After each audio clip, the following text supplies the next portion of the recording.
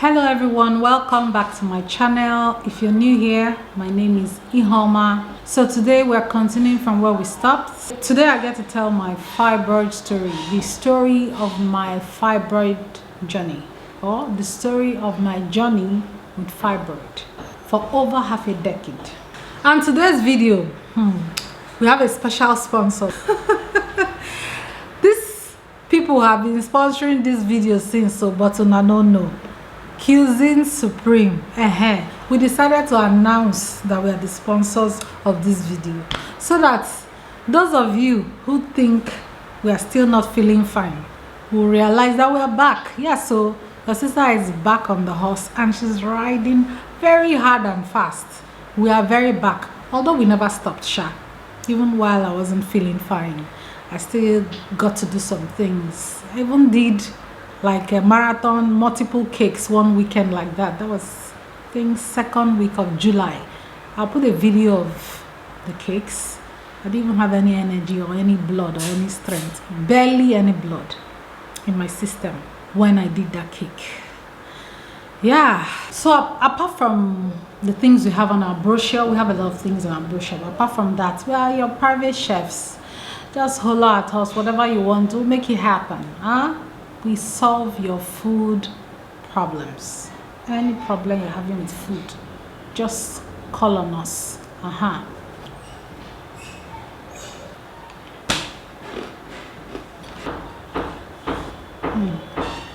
So today we'll be eating chin chin as we tell this story, and this is Cuisine Supreme chin chin. Yes, very delicious, very sweet gourmet chin chin. I did this chin chin a few days back, and since then I've been asking God to deliver me from this chin chin. Oh Lord, deliver me from the works of my hands. So guys, we'll start placing your order. We are back in business. Now as we're hemorrhaging, we're also hemorrhaging money somehow, so we need to replenish both blood and money. So keep the orders coming in. Some of you are already placing your orders. Thank you very much. We need more of that coming in. Before I start telling the story, I like to say that I do not take it for granted that I get to tell the story myself. Yes, it's been a crazy long journey, crazy ride. When my people say Nkoleka, I'm going to ask my mommy the meaning. I know what it means, so but I'll interpret it very well and put on the screen. So, look at my shirt. Wow. So I don't take it for granted at all. I get to tell the story myself. There's something I saw a few years back. It said something like, when it comes to telling the story of your life, be the one holding the pen. Something like that, and I like it. I like to be the one holding the pen when I'm telling the story of my life. Thank God nobody gets to guess what happened to how I get to tell it by myself, to the glory of God. And I'm also going to say here that I'd like us to make this video a resource for people who are going through fibroid challenge right now. While I was going through my fibroid challenge, I always search for videos like this, and then I go through the comment section, and sometimes I pick very useful tips from the comment section. So please, when you watch this video, and if you have something meaningful to contribute, something you think will help someone who has been through or who is going through this currently, please don't hesitate to drop in the comment section. Okay, let me quickly start from the beginning. So in the beginning, the first time I heard about fibroids was when I was pregnant, and I went for a scan. That was also when I just found out that I was pregnant with twins. They told me they saw little multiple fibroids scattered all over the womb, here and there. I didn't know what fibroid could do, and I didn't know anything about fibroid. I didn't know much about fibroid, so I wasn't impressed by the fibroids. I was just happy to hear that I was pregnant with twins, and I ignored the fibroid gist. But into the pregnancy, the fibroid made it not very easy. In fact, that's an understatement. The fibroid made it a very tough pregnancy. But that's a story for another day.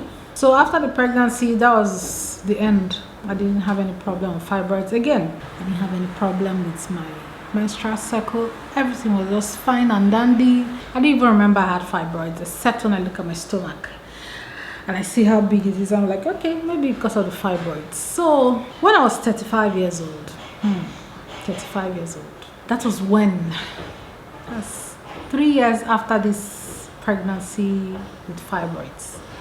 That was the first time, towards the end of that year, I started noticing very heavy bleeding. What could this be? Could this be the fibroids? Because I've had experience of people around me who had fibroid causing them heavy bleeding. So I thought, okay, maybe the fibroids have finally come for their pound of flesh. And I have to mention that at that time of my life, a lot was going on. I was going through one of the darkest, most horrible moments of my life. I was going through a lot of betrayal. I was going through very, very bitter betrayal. Very bitter. Tasted horrible.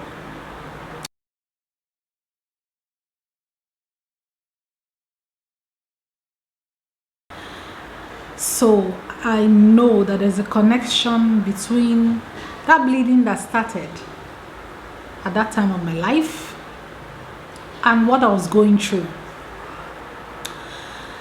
Very horrible time in my life. Thank God for all of that. All things work together for good. So I went to the hospital like, I have fibroids, oh, my bleeding is heavy, and all that. So the clinic I went to referred me to the teaching hospital in that state, because at that time I was not living in Lagos.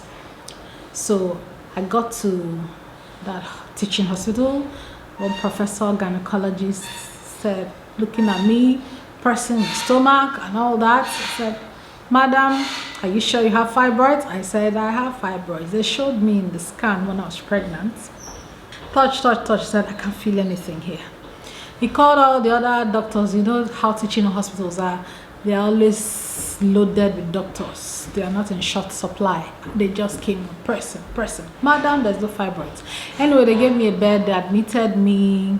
I don't know what they were planning to do. I was just there and just getting to the evening, and I wasn't comfortable with the place. So I called the doctors from the clinic who sent me to the teaching hospital. I told them, "Please, can you recommend or direct me to another hospital, because it's not working here, and I don't think I'm going to pass the night here. These people don't even have a machine. They don't even have something like a scan machine to check what's going on. They're pressing and checking with their hands." So they referred me to another hospital in that town. I went there, they did a scan, they checked. I said, "Madam, we're not seeing anything." But the lady was like, "I think I'm seeing something. I'm not very sure." Something like I'm looking for the word for it, like, and is it indentation? I don't know. If I find the word, I'll put it on the screen. She called another doctor to come and help her check too. They check. Said they're seeing something in the wall of the uterus, something small, but that they don't know if this size of stuff will be responsible for what I'm describing that I went through. I went to other places. I got the same thing. We don't really have anything happening here. So the recommendation was, please just think about a hysterectomy to remove your womb and have your peace, because the heavy monthly cycle continued.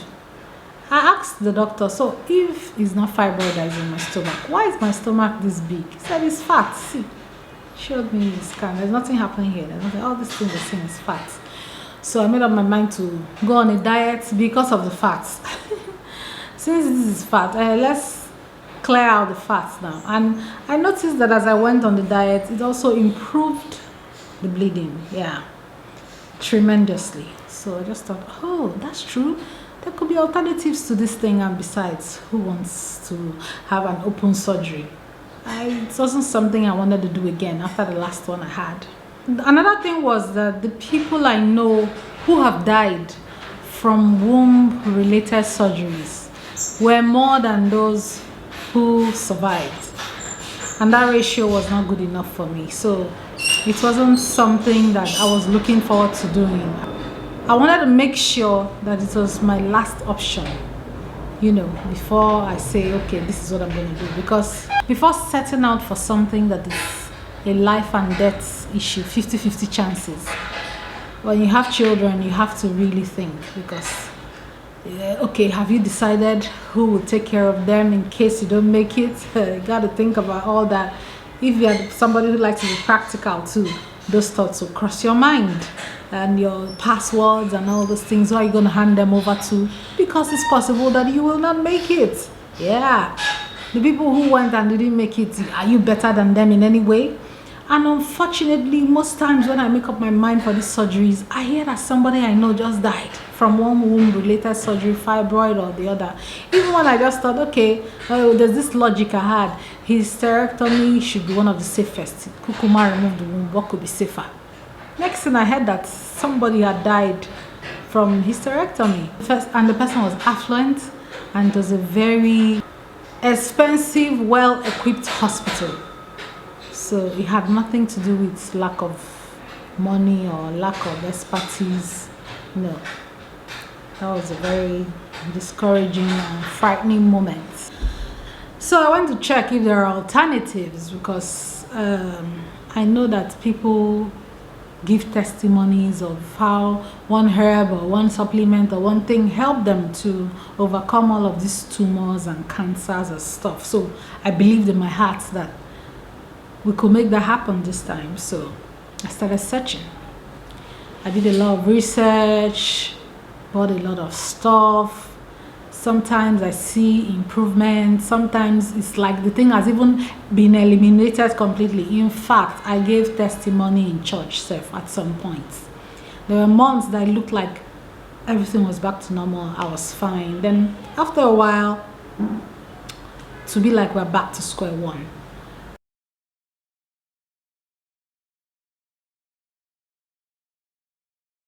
Okay, first of all, let me show you my box, my fibroid fighting kit.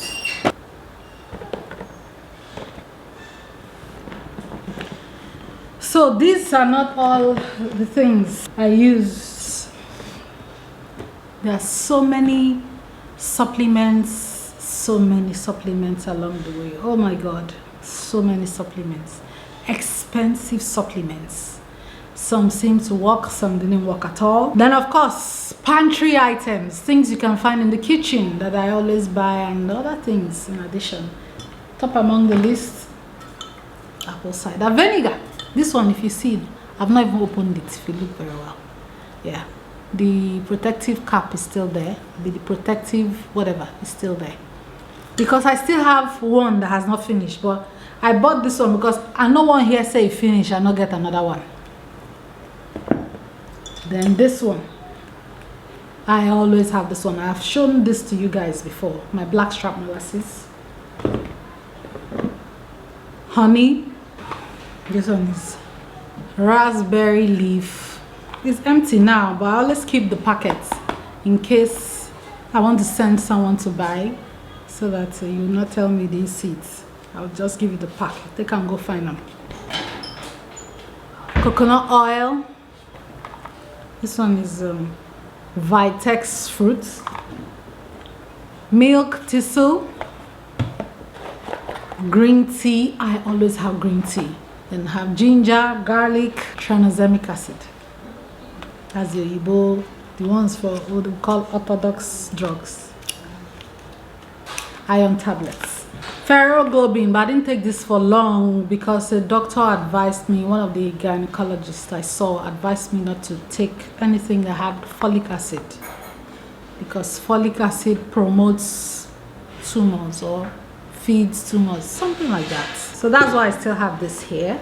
So I just take only iron tablets, ferrous sulfate. So a lot of money went into all of this, trying alternative methods, and by last year I got tired of the back and forth from, oh, it's worked, oh, it didn't work. And by the way, what I sincerely think about these things is this: If you want to use alternative method, you face alternative method and you keep the rules. You can't be doing ice cream and pizza sometimes like I did. You will have to keep the rules with your diets, keep the rules with consistency with these supplements and natural herbs and stuff, because I did see a difference. And not just a difference, sometimes I get complete absolute relief. You know how we humans are, you forget what it was like and you go back to your old ways and bam, the thing catches you again. So I believe if I stuck to these things for a long period of time, people who have done videos like this, who saw results, they stuck to it for a long time. 3 months, 5 months, some even 1 full year and counting. So if you want to go that route, you have to be very disciplined. I can't really say I was. I tried sometimes though, I gotta give that to myself. But most of the time, I fall off the horse again. So I got tired of the back and forth and I decided to remove it. I decided to take my life back because the thing was affecting everything. I couldn't be as productive as I want to be. It's affecting my business. It was affecting my quality of life. The first time I attempted surgery was last year in the heat of the pandemic. I went to the hospital and like, sorry, we're not doing things like that right now unless it's an emergency, and yours is not an emergency. You can manage it. Take tranexamic acid, go and manage it. We're not in a hurry to cut people open now because of COVID. So I went home. By the end of that year again, around October, I started again to approach another hospital. This time, please help me. I want to remove this thing. I heard that pandemic is making people not. They said, don't worry about pandemic, we'll take care of it. Oh, I was very happy. I started negotiations with that hospital and fixed the dates. They took my blood samples and all that, packed my things, got to the hospital. I was already there with all my luggage, my husband, all of us. We don't reach. We came ready. The next morning was supposed to be the surgery, and we heard that the surgeon suddenly fell ill, that it has been postponed for now. I don't know, I was very happy, but if you see me dancing, even the doctor that came to tell me had to tell me congratulations. I was happy.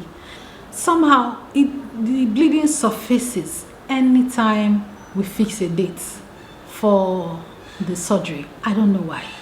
It happened like 2 or 3 times after that initial one, you know, that the surgeon fell ill. So we always postponed. Now when you are bleeding, no surgeon is in a hurry to go cut you open for a womb-related surgery. So I just took it that maybe this is a sign. And at that time, I started this new diet that seemed to be working. I just thought, hey, I'm out of here. So I just told them, please, let's hold on all this surgery plans because it doesn't seem to be working. And I ran. After some months, we were back again. Same story. Now wow. So I just thought, see, you can't do diets for the rest of your life. Why not just go and remove this thing? I was just advising myself, remove this thing, and then when you remove it, you can now start a diet from time to time to maintain your health. Because one thing you should know, if you've had this fibroid situation, one thing you should know is, number one, no surgery is going to remove all the fibroids. Number two, fibroids is expected to grow back. It usually does. So one thing that will keep it at bay is a change in your lifestyle. So I went back again, this time around, to another doctor, started talking about surgery. And coupled with all of that was dreams and revelations. A lot of people were seeing me in the dream. Accurate dreams, though. People that didn't tell anything about what was going on with me. They were seeing dreams, and some of them will have my enemy going 6 feet, dying and all that. So it became really scary, and my family members were dreaming too, and everybody were like, why not do something about this? Do something about this. I said, okay, let's go and open negotiations again for this surgery. So I started making preparations, and one of the things we decided to do, I and the doctor, based on a very clever recommendation, was to take hormonal drug that will stop my period, knock it out completely for about 2 to 3 months, allow my body to naturally build up blood, in preparation for the surgery, to improve my chances on the table and increase recovery time, and also eliminate the amount of pints of blood one will be needing and all that. It was just kind of better to let me heal before and after the surgery. So we did that. I was given a shot of one of those hormonal injections that had progesterone, and that was how the story changed. And that's how I got this 3 months of non-stop bleeding that happened, that I was gisting you about in the video. I'm gonna link it up here, I think, somewhere here. So if you've not watched that video, it's the video before this one, please go watch it. So that was how that drama started. After I took that injection, I just started bleeding every day, non-stop, as in non-stop. It was God that saved my life. Thank you, Jesus. Thank you, Lord. There's a song I heard on Sunday. I said, yes, this is my testimony. Chukwa na mekele giye, onumu juru nekele, ebi mere kando foramo, onumu juru nekele. Chukwa na mekele giyo, onumu juru nekele, ebi mere kando forame, onumu juru nekele. Thank you, Lord. It was horrible. Actually, at many points at that time, I thought, I was going to die. Ask myself, who sent you now? Who sent you? Sure, you were just having 2 heavy days out of 7 days. You have 2 heavy days, and you go and rest and recuperate. Now it's not even stopping at all. Very scary. It was that injection, God really saw me through those times. I really want to thank everyone who helped me pull through that very trying moment in my life. Family, friends, my classmates, everyone who came to visit, church members, all who that kept bringing me nice things. In fact, my classmates kept surprising me. Some visited, bringing me food, pad, prayers, water, fruits. In fact, there was one particular Sunday like this. If you see the anointing in my hospital room, you could cut it with a knife. One visitor after the other will come in and charge up the atmosphere like this, with prayers. Prayers. That hospital shook that day. Thank you all so much. You gotta be kidding. And I will finish shooting this video, whether they like it or not. Since morning, if it's not nice, it's one thing or the other. So with all the bleeding that had happened, I was no more in such a good shape, and the bleeding was still going on, mind you. It became more high risk to attempt a surgery. We were trying to build up blood and all that. That's why I went the route of hormonal drugs to stop the bleeding. Now we opened up a dam that we didn't plan for, so it became more high risk to do the regular open surgery. So I became more reluctant to do it, and most of the doctors I asked said it was risky to do it. But because I was still bleeding, most of them just thought, let's take the risk because it looks like you're going to die anyway. So let us. That, I'm telling you the truth, that's what it sounded like in my ears. In fact, it sounds like that's what they said. Looks like you're dying anyway. So since you're already dying, let's take the risk, put you on that table, try to remove all of this mess, and hopefully you'll survive. That's what it sounded like to me. Some of the doctors were outrightly against going in for a surgery at that time with the bleeding. So at that time I was presented with this beautiful method that is still medical, but a very new and advanced technology for removing fibroids. No bleeding, no blood, nobody will cut you open. They take care of the fibroids and you go home the same day. And that is the method I finally went with. I vlogged all that happened on that day, and the next time we see, I'm going to be showing you all that happened on that day, how it went and all that. So if you're interested in knowing how fibroids can be removed medically and you still go home the same day without being cut open at all, make sure you stay tuned for the next episode. Yeah, seems like this our gist has been in the episodes. Okay, so thank you all so much for watching. Thank you for always coming back to watch. Make sure you like this video, share this video, and comments, please. Let's engage in the comments. I look forward to chatting with you in the comments. And if you have not subscribed already, please subscribe. And thank you so much to those who subscribe. Every time I see even one new subscriber, I am so happy, I'm so excited. Thank you so much. So I'll see you all again in my next video. Bye.